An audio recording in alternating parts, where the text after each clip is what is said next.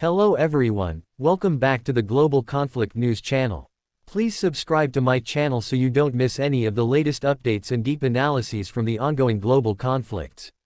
Today, we're diving into the story of the so-called death trap in Kupiansk, how Russia's modern tank convoy was wiped out by Ukraine's drones, and why this event has become one of the most shocking examples of how warfare has shifted in the modern era. When we first look at the exterior of the Russian convoy, it was a menacing sight. The T-90M tanks, with their angular turret design and reactive armor plates, rolled forward like steel beasts. From the outside, these machines looked nearly indestructible, painted with camouflage patterns meant to blend into the environment, with mounted machine guns and advanced optics peeking out from their hardened shells. They carried the aura of unstoppable power, the kind of image that Russia often used to project dominance on the battlefield. Armored personnel carriers accompanied them, their exteriors covered in slat armor to provide protection against incoming missiles and drones. Yet this image of invincibility was deceptive, because even the strongest exterior means little when the threat comes silently from above. Inside these tanks, the interior was cramped but modernized compared to older Soviet-era designs. Russian crews sat tightly packed, surrounded by digital panels, targeting systems, and communication screens. Despite the upgrades, the space was still suffocating, with limited visibility and little comfort.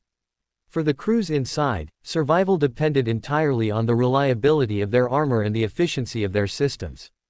Unlike Western tanks, which often prioritize crew survivability, Russian designs still carried ammunition in relatively vulnerable positions, making the interior a dangerous trap if the armor was breached. These small spaces, filled with tension, became cages when the drones started striking, leaving no escape route for the soldiers inside. The performance of the convoy seemed impressive on paper. The T-90M boasts a 125mm smoothbore gun capable of firing a variety of rounds, including anti-tank guided missiles. Its engine pushes it across rough terrain at speeds up to 60 km per hour, with upgraded suspension allowing mobility across fields and riversides. In open maneuver warfare, these tanks are formidable, able to dominate enemy armored vehicles in direct confrontation. But performance on paper is one thing, and performance in reality is another. Against drones armed with precision explosives, speed and firepower lose their meaning. No matter how powerful the gun, no matter how thick the armor, the convoy was caught in a trap where its strengths became irrelevant. When it comes to safety features, Russia's tanks are notoriously criticized. Unlike Western tanks such as the Abrams or Leopard, which are designed with crew survivability in mind, Russian tanks often place ammunition directly under the turret in a carousel autoloader. This means that a single penetrating hit can ignite the stored shells, causing catastrophic explosions known as a jack-in-the-box effect, where the entire turret is blown off.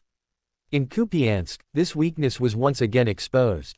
Drones dropped explosives directly onto vulnerable hatches and engine decks, bypassing the armor entirely. The so-called safety measures were no match for modern drone warfare. Crews had little chance of survival, and many of the tanks turned into burning coffins within seconds. Yet these vehicles still had unique selling points that made Russia confident enough to deploy them.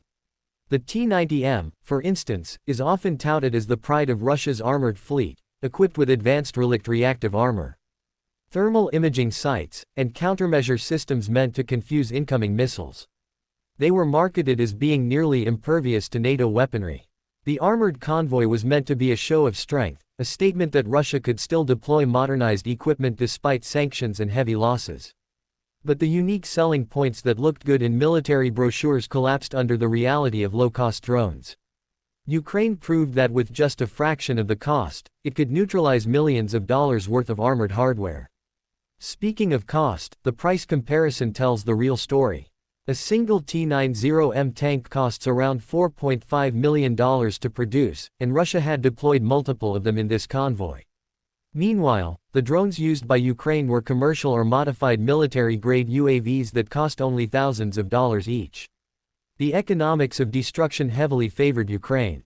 For every $1 million tank destroyed, Ukraine spent just a fraction of that, making the entire Russian strategy financially unsustainable. In modern warfare, price has become a weapon itself. The cheaper tool that can defeat the more expensive system is always going to have the strategic advantage.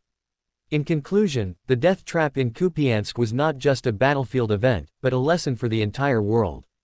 Tanks, no matter how modern, are no longer untouchable giants. Drones have rewritten the rules of engagement, shifting power away from sheer firepower toward agility, intelligence, and cost efficiency. Russia's Convoy became an example of what happens when old doctrines collide with new realities. The exterior strength, the cramped interior, the supposed performance, the weak safety features, the marketed selling points, and the staggering price all combined into one devastating truth. Without adapting to drone warfare, armored convoys are nothing but moving targets. Ukraine's drones turned Kupiansk into a graveyard of steel, and the echoes of that lesson will shape the future of war across the globe.